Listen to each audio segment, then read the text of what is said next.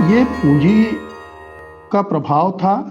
या सत्ता का प्रभाव था? जब तक सत्ता का स्वाद नहीं मिला समाजवादियों को, तब तक वो बहुत ही प्रखर मुखर करारे रहे, सिद्धांतों और आदर्शों पे टिके रहे। लेकिन जैसे ही सत्ता के उसमें घुसे काली कोठरी में, वो सब उसी रंग में रंग गए। ये खेल हुआ है। देखिए, जी। समाजवादी आंदोलन जो है उसको समग्रता में देखने की जरूरत है और मैं आपके जो निष्कर्ष है मैं उससे सहमत हूं कि आज उनकी देश में कहीं कोई हैसियत उस तरह से नहीं बची है और ना ही वो जो है वो जातीय पार्टियों में और पारिवारिक जिसको कहते हैं प्राइवेट लिमिटेड कंपनियों की तरह बदल गए हैं। लेकिन अगर इसको शुरू में जाए मूल में, देखिए जहां सत्ता की बात है तो सत्ता की भूख जो समाजवाद के पुरोधा थे उनको कभी नहीं रही। अगर सत्ता की भूख होती तो लोहिया जो है नेहरू से अलग नहीं होते। 47 में ही वो सब जो है लोहिया, नरेंद्र देव, जयप्रकाश नारायण, ये लोग आराम से सत्ता पे का भोग कर सकते थे और मंत्री बनते, केंद्रीय मंत्री बनते। लेकिन उन्होंने उस वक्त संविधान सभा तक में जाना स्वीकार नहीं किया और सीधे जो सीएसपी थी, कांग्रेस सोशलिस्ट पार्टी, वो कांग्रेस से अलग होकर के सोशलिस्ट पार्टी बनती है और उसके बाद वो चलते हैं। लेकिन समाजवादियों की मूल दिक्कत क्या है? समाजवादियों की मूल दिक्कत ये रही कि शुरू से ही कि हालांकि विचारधारा के तौर पर समाजवाद की जो विचारधारा है जिसको लोहिया और नरेंद्र देव ने गढ़ा, जेपी को भी उसमें आप शामिल कर सकते हैं, लेकिन मूल रूप से तो उसके जो थॉट जो क्या कहते हैं विचार पुरुष है वो तो लोहिया और नरेंद्र देव है। वो विचारधारा निश्चित रूप से भारत के सबसे ज्यादा अनुकूल विचारधारा मानी जा सकती है, जिसमें जाति के सवाल के सवाल को भी संबोधित किया गया, महिलाओं के सवाल को भी संबोधित किया गया, लोकतंत्र के विकेंद्रीकरण को भी देखा गया। बहुत सारे उन सवालों को जिनको कांग्रेस पार्टी ने भी नहीं छुआ था, जिनको कम्युनिस्ट कभी जाति के सवाल समझ ही नहीं पाए, उन्होंने नहीं छुआ और राइट विंग की तो बात ही छोड़ दीजिए, उसको समाजवादियों ने संबोधित किया, खासकर लोहिया और नरेंद्र देव के दौर में। लेकिन एक जो सबसे बड़ी दिक्कत थी समाजवादी आंदोलन के मूल में, वो थी एक नकारात्मकता, एक खास किस्म की नेगेटिविटी जो है सोशलिस्टों में अपने शुरुआत से ही रही और लोहियावादियों में तो सबसे ज्यादा रही कि वो मतलब एक दूसरे को बर्दाश्त न कर पाना और एक दूसरे से ज्यादा खुद को ये कि वो सब वही सही है, बाकी सब गलत है। इसने समाजवादी आंदोलन का बहुत नुकसान किया, पहले वैचारिक रूप से, और बाद में जब जेपी आंदोलन के बाद 1974 का जब दौर आया और उसके बाद 77 में जनता पार्टी की सरकार बनी और सारे नेता जब सरकार में शामिल हुए, तो फिर वो जो विचार की लड़ाई थी धीरे धीरे सत्ता की लड़ाई में बदल गई। जो दोहरी सदस्यता का सवाल था, जो एक वैचारिक मुद्दा था जनता पार्टी में, वो बाद में फिर चरण सिंह और मधुलिमय और राजनारायण और जॉर्ज फर्नांडीज की चौकड़ी का मिल करके और मोरारजी और जगजीवन राम बनाम वो सत्ता की लड़ाई में बदल गया। उसका नतीजा चरण सिंह के प्रधानमंत्री बनने के रूप में आया और वो सबके सामने इतिहास है।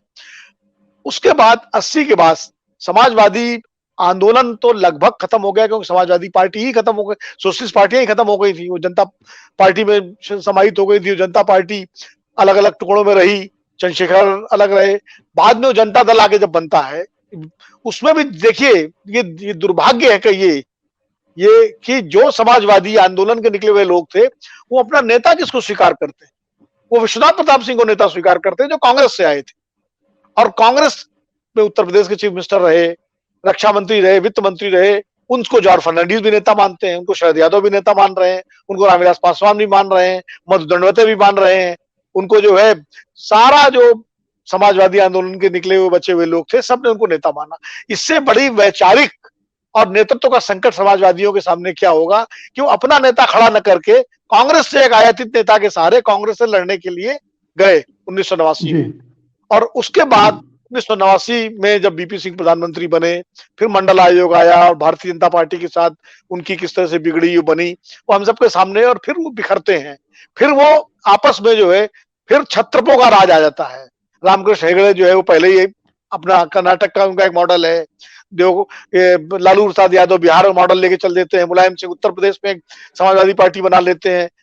बात सब समाजवाद की करते हैं, लेकिन मंडल आंदोलन के बाद जो समाजवाद था वो सामाजिक न्याय में बदल जाता है और सामाजिक न्याय आगे चल के जाति की लड़ाई में बदल जाता है और जाति की लड़ाई धीरे धीरे परिवार के वर्चस्व और सत्ता के वर्चस्व में हो जाती है। और इससे जो समाजवादी नेताओं की और पार्टियों की जो साख खराब हुई, कभी वो बीजेपी समझौता करते हैं, कभी बीजेपी के साथ मिलकर कांग्रेस के खिलाफ लड़ते हैं, कभी बीजेपी के खिलाफ लड़ते हैं,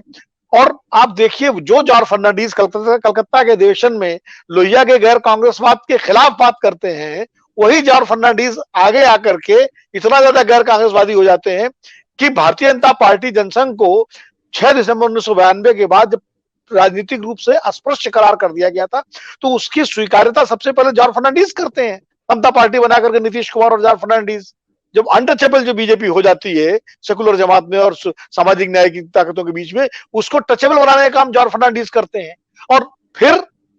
1901 वोट से अटल बिहारी वाजपेयी की सरकार को गिराने वाले शरद यादव और रामविलास पासवान 1999 के चुनाव में एनडीए में चले जाते हैं और उसी सरकार में शामिल होते हैं जिसको गिराया उन्होंने। मैंने शरद जी से सवाल पूछा था, क्योंकि शरद जी के संदर्भ हम ले रहे हैं, कि भाई आप एनडीए में क्यों शामिल हुए, इससे अच्छा अगर आपको शामिल ही होना था तो वो सरकार क्यों गिराई? तो उन्होंने कहा, बड़ा दिलचस्प जवाब था उनका, कहा वो सरकार गिराई इसलिए कि इनको हैसियत बता सके, बिना हमारे चल नहीं सकते।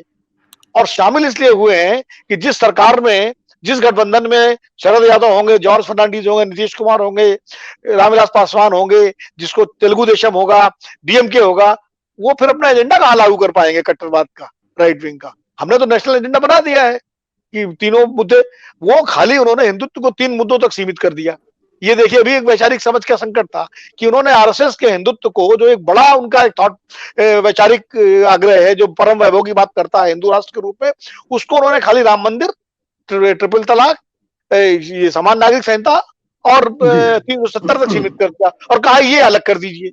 और हम गवर्नर, तो मैं कह रहा हूं कि सारी चीजें मिली जुली हुई, वैचारिक लड़ाई पीछे छूटती चली गई, वो जातियों की लड़ाई में, गुटों की लड़ाई में, व्यक्तियों की लड़ाई में, परिवारों की लड़ाई में बदल गई और धीरे धीरे समाजवादियों की जो सबसे बड़ी ताकत होती थी कांग्रेस के बाद, जनसंघ कहीं नहीं था। अगर कांग्रेस का सत्ता से अवसान होना था तो उसके नेचुरल स्वाभाविक उत्तराधिकारी समाजवादी ही थे और उसमें चरण सिंह की ताकत को मिला लीजिए, जो लोकदल, जो किसान ताकत थी, वही होते। लेकिन उन्होंने जिस तरह से फ्लिप फ्लॉप किया, कभी इधर कभी उधर, कभी इधर कभी उधर, और जिस तरह आपसी लड़ाई में वो उलझे और फिर विचार पीछे छूट गया, परिवार आगे आ गया, व्यक्तिगत महत्वाकांक्षाएं आगे आ गई, उसने समाजवादियों की पूरी वैचारिक, उनके पूरे आंदोलन की साख को खत्म कर दिया। और नतीजा ये हुआ कि देश पे आज दक्षिण पंथियों का कब्जा है और कांग्रेस अपने अस्तित्व के लिए संघर्ष कर रही है। जी।